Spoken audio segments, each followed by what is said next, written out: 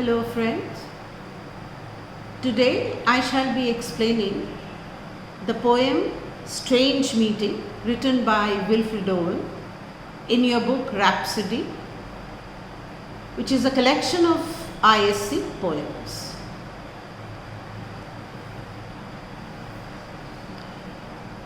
The title Strange Meeting is appropriate for this poem because it tells a story of an unexpected encounter between two soldiers in a place that seems like hell.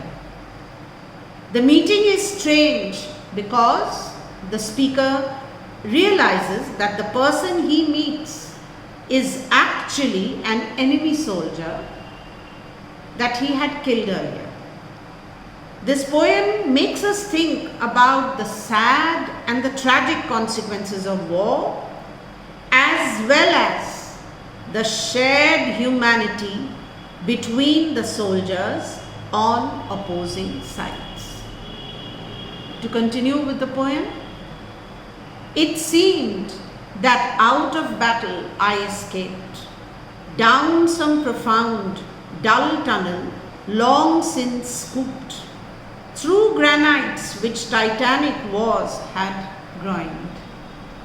The poet of the poem suggests that he has escaped from a battle, perhaps physically or mentally, and he describes a tunnel that he is traveling through, which seems to be deep and lifeless. The tunnel is made up of rock that has been carved out over time by previous wars, suggesting that war has a long history of destruction. The word scooped means something that is dug out or excavated. Profound, the meaning of profound is great or intense. Through granites which the titanic wars had groined. Granite is a type of a rock, and groined means an intersection of two walls in a tunnel.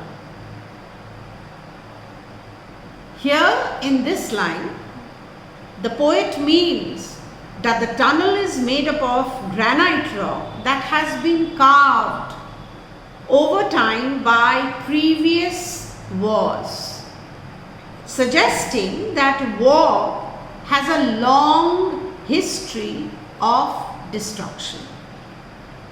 Going to the next line. Yet also there encumbered sleepers groaned, too fast in thought or death to be bestirred.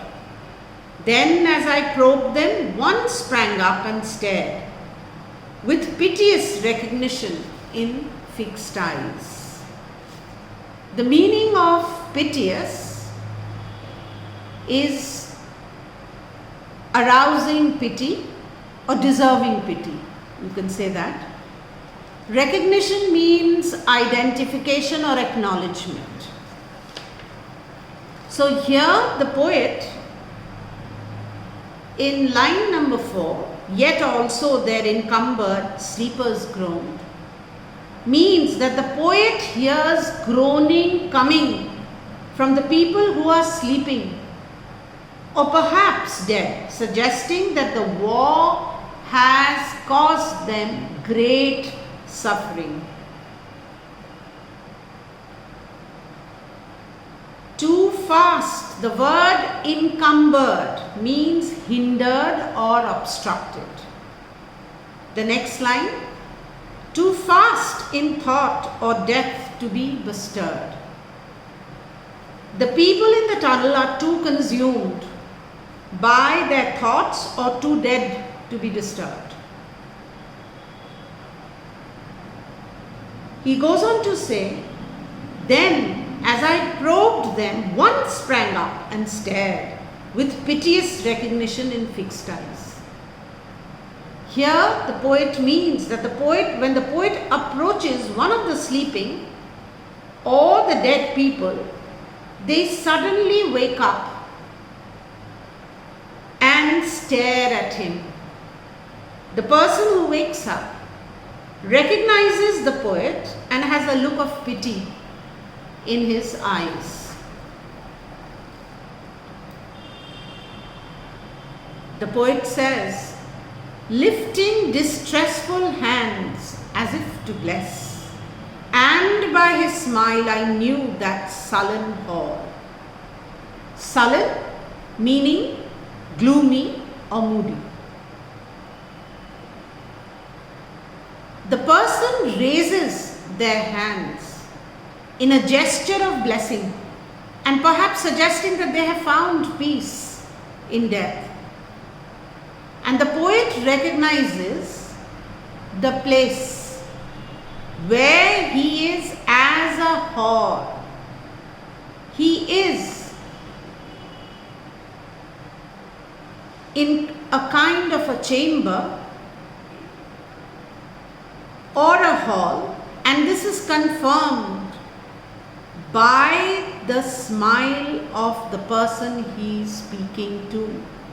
Thereby the poet says a sullen, gloomy or very, very rather disturbing hall that he finds himself in. By his dead smile I knew we stood in hell, with 1,000 fears that vision's face was grained. The smile of the person confirms that they are in hell, perhaps suggesting that the war was a kind of hell on earth.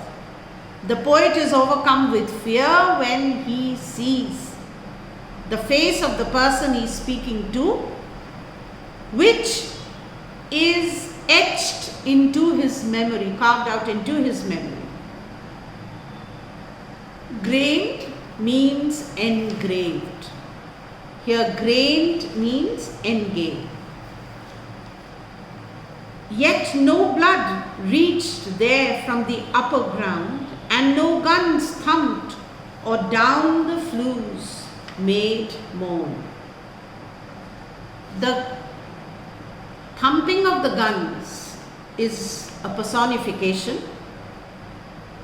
He says, despite living in hell, there is no sound of war, perhaps suggesting that the war is over and the damage has already been done. These lines also indicate how destructive and violent these wars are,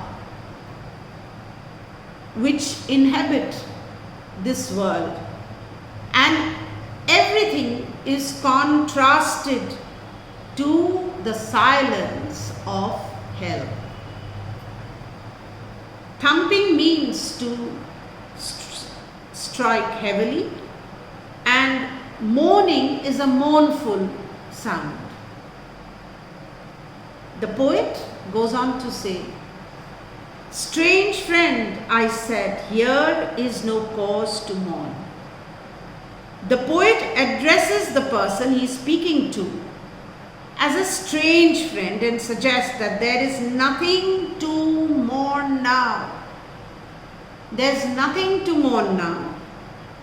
Now that both of them are dead.